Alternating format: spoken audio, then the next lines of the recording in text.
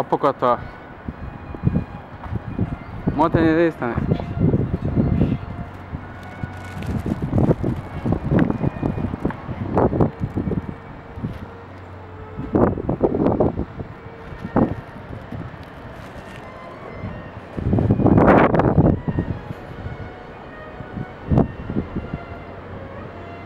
Olha o céu, Stan.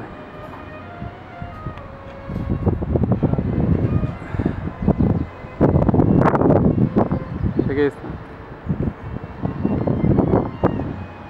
Legal, vamos ver.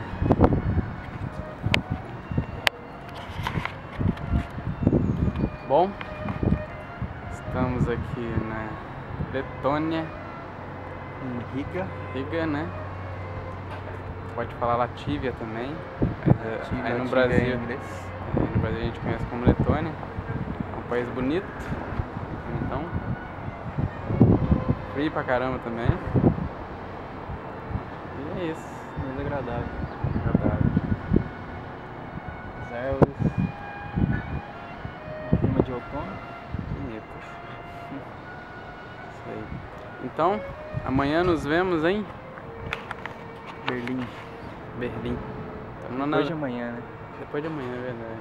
Vai pegar meio-dia e vai viajar Só no outro dia. o dia todo. Mais uma cidade da Alemanha. Então é isso. Aí, só uma comprida. Deixa eu mostrar rapidinho aqui. Tá aqui o nosso food. Olha o livro que eu comprei, The Hobbit, em inglês. E ali o nosso rango para levar na viagem. Bye bye.